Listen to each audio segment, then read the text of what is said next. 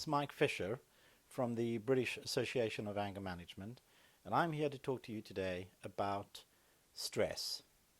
Now, there are a few things that you need to know about stress, and I think this is kind of fundamental when it comes to stress.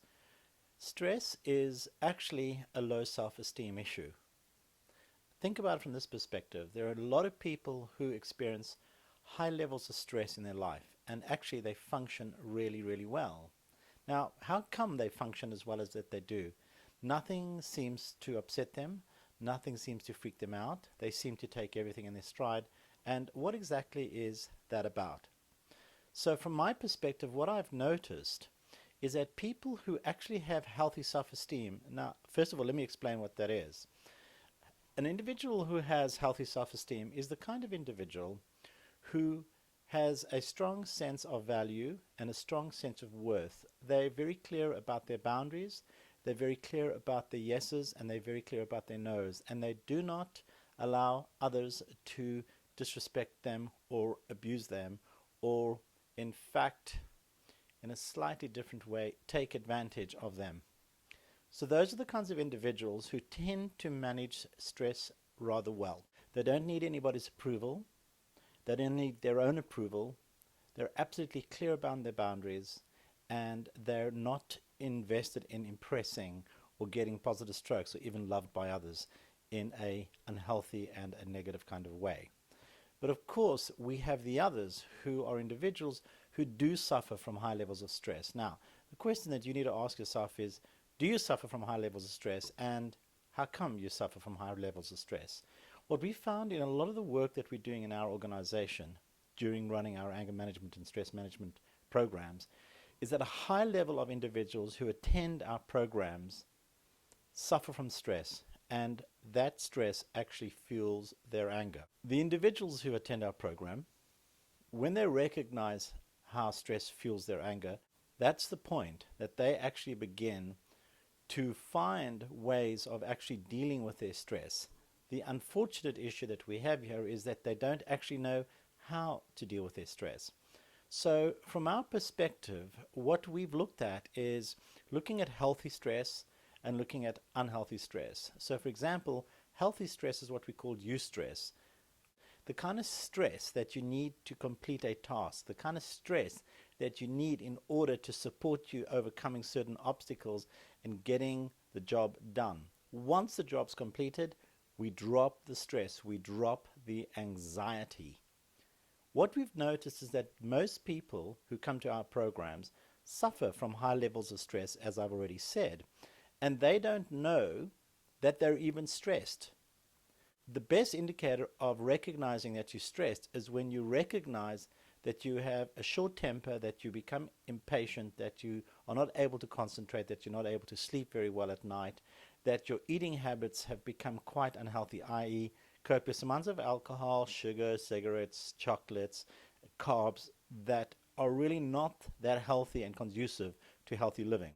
When you have high levels of stress and it shifts into anger, now you have a combination of both stress, which is anxiety driven, and people who are anger driven, which is essentially driven by impatience and frustration.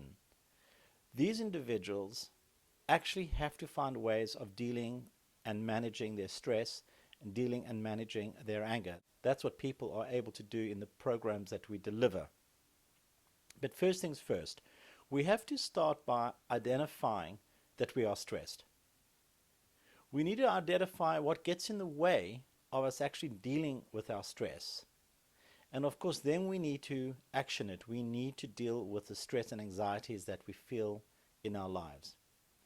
What else is very, very important here is that if we're able to catch ourselves being stressed, what I said earlier on, it's anxiety driven. If we're able to catch ourselves being stressed, then we have choices that we didn't have in that stressful state, running around like headless chickens. And if we can actually catch ourselves and identify something or the things that are actually stressing us out, then of course we can do something about it. So let me tell you how this works. The first thing we have to do is identify that we are stressed. The second thing we have to do is to recognize what's causing our stress, and we call that process called shaking the apple tree, we also have to recognize what's getting in the way of us actually dealing with our stress. And the final thing we have to do is to actually begin to work with our high levels of stress. What I was saying earlier on, if you remember at the beginning of the program, I did talk about stress being a low self-esteem issue. Now, if we deconstruct low self-esteem, what we've discovered in the work that we do is that people who have low self-esteem do not prioritize their needs. In another program, I will be talking about getting your primary needs met. But for the moment, what I'd like to say about primary needs is that they don't know how to prioritize being valued, being appreciated, being respected, being listened to, being understood, being heard, being cared for. It's interesting because if you hear the way that I've described that, it's about what they need from others. But from an anger management and stress management point of view, it's about how do we identify what we need and prioritize our needs.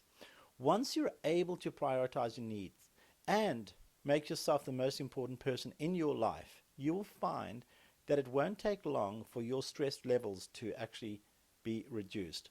There are many, many books and there are many programs that talk about fight, flight, freeze. They talk about the different effects that stress has on you. They talk about very simple solutions to actually dealing with stress. But I'd like to say to you that actually until you've identified what's getting in the way of you dealing with your stress, i.e.